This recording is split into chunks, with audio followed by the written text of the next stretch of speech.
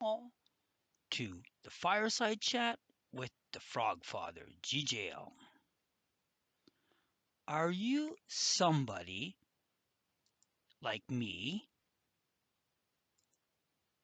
who has turned 63 in Canada in the year 2024 and wondering what I am doing here at this time in my life?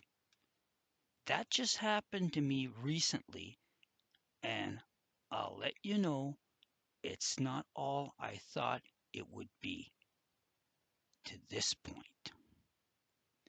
And the thing is that it's hard because you are like closer to 65 than you are 60.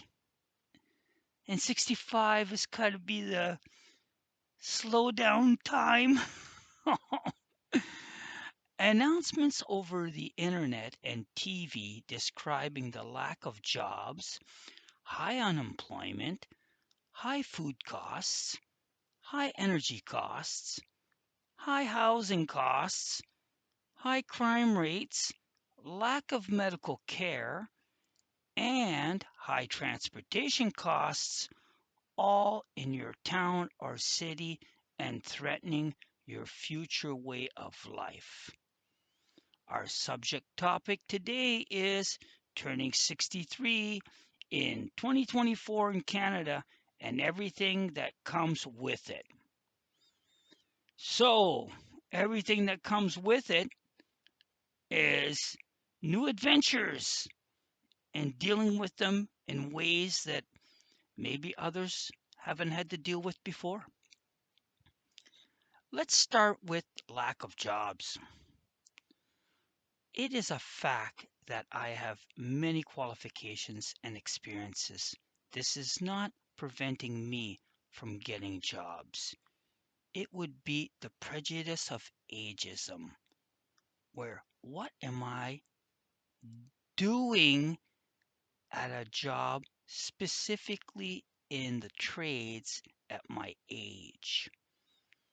And that has been one of the things. Why am I letting somebody else have a chance?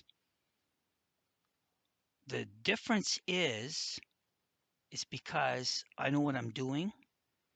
And if I know somebody has learned properly, then of course they can take over.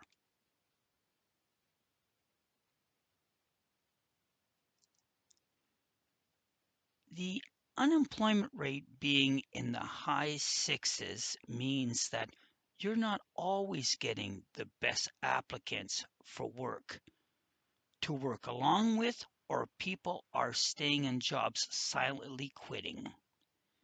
I know people that have had to leave where they live to go to somewhere to work and to get housing that would be affordable.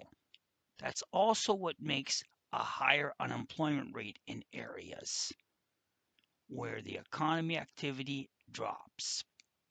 So, yes, as people give up, not wanting to get better and better and better their trades, they drop out, the unemployment rate goes up.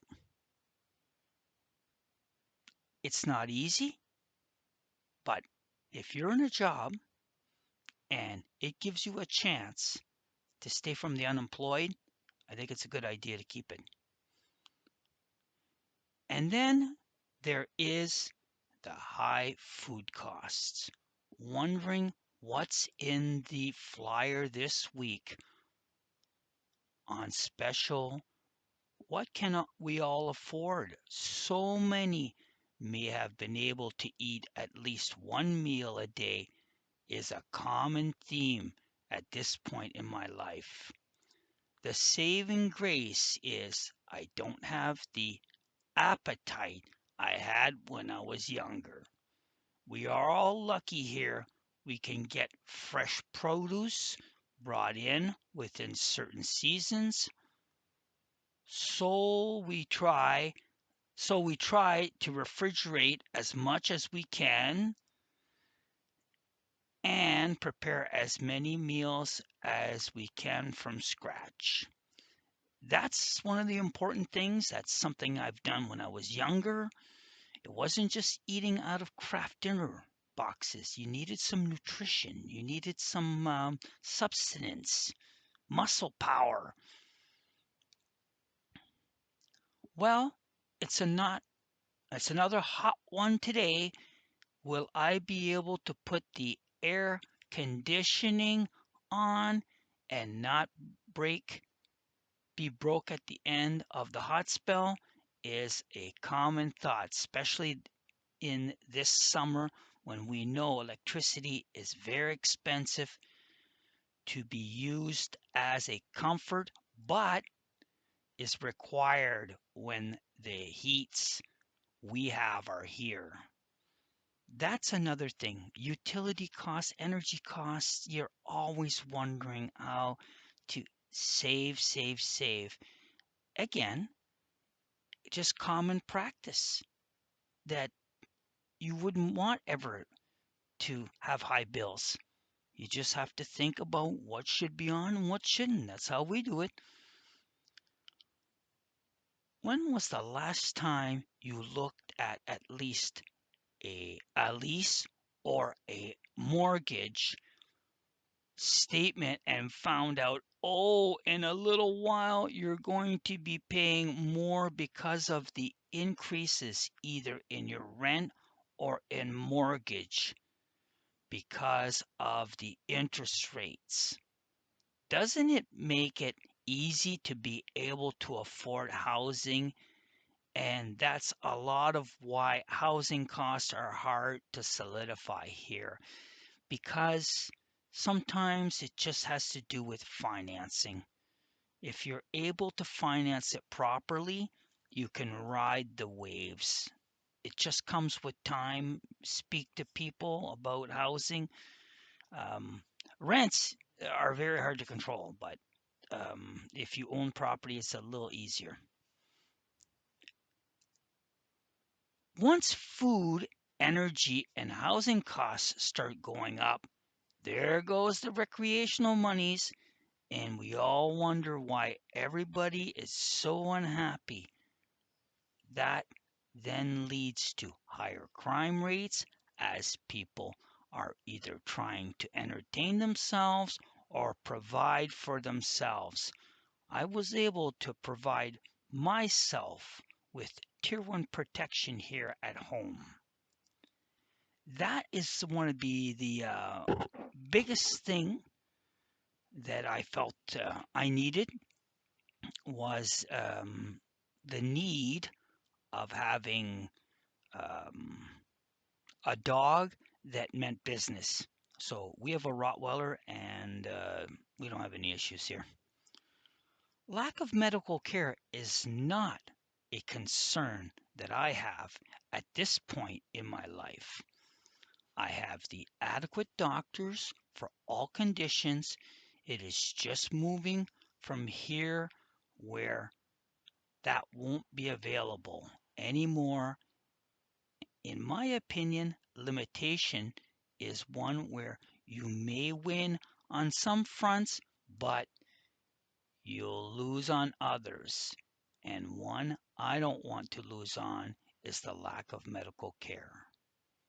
Part of my care introduced a practical nurse practitioner, which I see as being the future for simple medical care, which um, we hear about here in Canada, or Alberta specifically, where there's nurse practitioners. They set up practices for at least basic medical care, which helps a lot.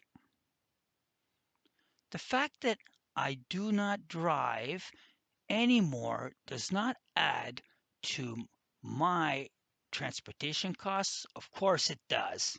An example, it's nothing to have spent $100 just for one visit if you're going to one end of the city and back.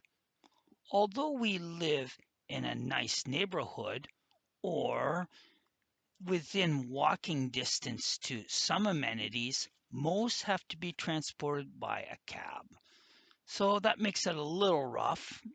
It's just plan your trips and try to hit one trip with many visits, and then you save the cash. Now, last but not least, personal health. I stay very active every day, caring for my Rottweiler, the dog having a weight of 90 pounds, and I'm having a weight of 165. Wet means I have to stay on top of every one of her moves constantly to not go for a ride with a lot of pain. I also have a Total Gym 1000 and an Ab King, which are two of my greatest exercise pieces of equipment that keep me in shape. Now, the fly in the ointment is a disease called glaucoma, which has damaged both of my eyes, the right more than the left. So, that to me is um, not a bad place to be at 63. Sure, it's not fun to not see 100%, but I stay active. I'm not very, how would I say it, unable to do what I want to do in life. So I thank the Lord every day. Thank you. Sail on, sailor is the only way to live in 2024 to show both our kids and our neighbors that only that fortitude and the will to be free are going to make you able to deal with this new world. And I don't think that world will be as free as the one I was in the past. Yet it's the same place. That's crazy, but that's the way it goes. Uh, have your own place, have your own zen. Just keep to yourself, and life is different. That's it. Hoping you've learned a bit about being 63 in 2024 from my perspective, sorry, and wishing all the 63-year-old Canadians a better year. Take care. We'll see you on the next one. FrogfatherGJL out.